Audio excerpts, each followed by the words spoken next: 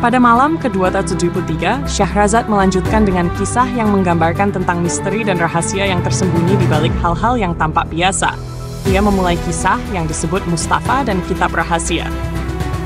Kisah Mustafa dan Kitab Rahasia. Di sebuah kota besar yang ramai, hiduplah seorang pemuda bernama Mustafa. Mustafa bekerja sebagai penjilid buku di sebuah toko buku kecil. Ia adalah pemuda yang cerdas dan penuh rasa ingin tahu. Dan meskipun hidupnya sederhana, ia punya impian besar untuk memahami rahasia dunia dan memperdalam pengetahuannya. Setiap malam, setelah semua pekerjaan selesai, Mustafa seringkali menghabiskan waktu membaca buku-buku tua yang ada di toko itu. Suatu malam, ketika ia sedang merapikan tumpukan buku di rak paling belakang, matanya tertarik pada sebuah buku tua yang tertutup debu. Sampulnya kusam dan tampak sangat berbeda dari buku-buku lainnya. Pada bagian depannya tertulis dengan tinta pudar, Kitab Rahasia Para Bijak.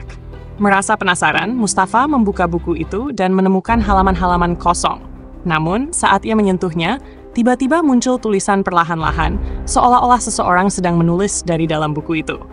Tulisan di halaman pertama berbunyi, "Siapa yang membuka kitab ini dan berani mencari kebenaran sejati akan dihadapkan pada ujian, dan pada akhirnya mendapatkan apa yang ia cari.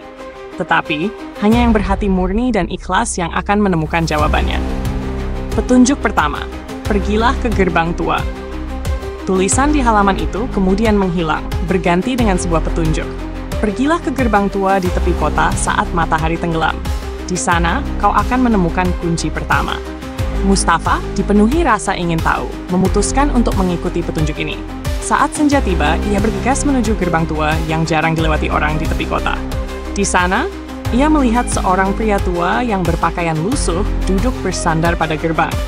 Pria itu menatap Mustafa dengan tatapan penuh arti dan berkata, "Jika kau datang untuk mencari kebenaran, berikanlah satu barang berharga yang kau miliki sebagai tanda ikhlas." Mustafa terkejut, tapi ia tahu bahwa ini adalah bagian dari ujian. Setelah berpikir sejenak, ia mengeluarkan satu-satunya barang yang memiliki nilai sentimental tinggi baginya, sebuah liontin kecil yang merupakan peninggalan keluarganya. Ia menyerahkannya kepada pria tua itu, yang kemudian tersenyum dan memberinya sebuah gulungan kertas. "Buka gulungan ini hanya jika kau siap untuk menerima ujian lebih lanjut," kata pria itu, lalu menghilang di balik bayangan gerbang tua. Ujian kedua. Keberanian dalam kegelapan. Mustafa kembali ke kamarnya di toko buku dan dengan hati-hati membuka gulungan kertas itu. Di dalamnya tertulis, "Pergilah ke dalam hutan di sebelah utara saat bulan purnama. Di tengah hutan kau akan menemukan sebuah sumur tua. Di dalam sumur itulah letak rahasia yang kau cari." Meskipun merasa takut, Mustafa memutuskan untuk tetap melanjutkan pencariannya. Pada malam bulan purnama, ia berjalan ke dalam hutan. Setelah berjam-jam mencari, ia akhirnya menemukan sumur tua itu. Tepiannya retak dan keheningan menyelimuti tempat itu. Tanpa ragu, ia mengintip ke dalam sumur, tetapi hanya kegelapan yang terlihat. Sebuah suara di dalam dirinya berkata, "Jika kau ingin menemukan kebenaran, kau harus berani terjun ke dalam kegelapan." Dengan penuh keberanian, Mustafa melompat masuk ke dalam sumur, berharap menemukan sesuatu di dalamnya. Rahasia di balik kegelapan. Ketika Mustafa jatuh, ia mendapati dirinya tidak di dasar sumur, melainkan di sebuah ruangan bawah tanah yang penuh dengan cahaya lembut. Di tengah ruangan itu ada sebuah meja, dan di atasnya terletak cermin besar yang memancarkan cahaya aneh. Saat ia mendekati cermin, wajahnya sendiri tampak memantul di sana, tetapi cermin itu mulai berbicara. "Mustafa, pencarianmu bukan tentang harta atau kekayaan, melainkan tentang memahami dirimu sendiri.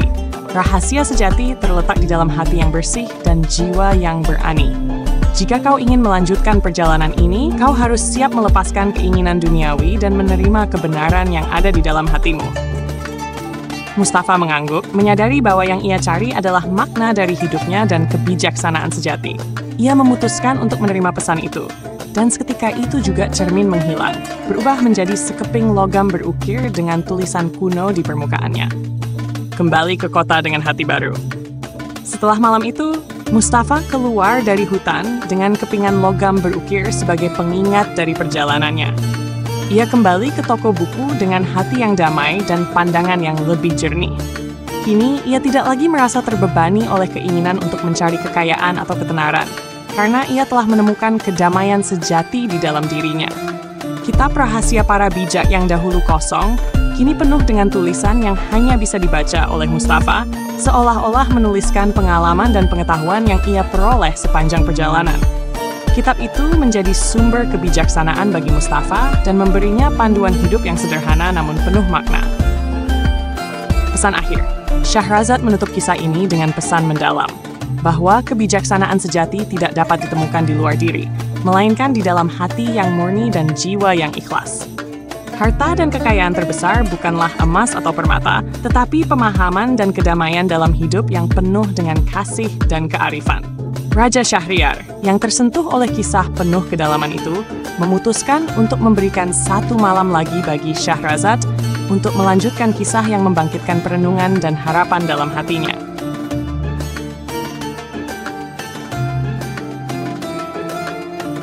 Dan jika Anda menikmati kisah ini, jangan lupa untuk subscribe, tekan like, dan isikan kisah dan tanggapan Anda di kolom komentar.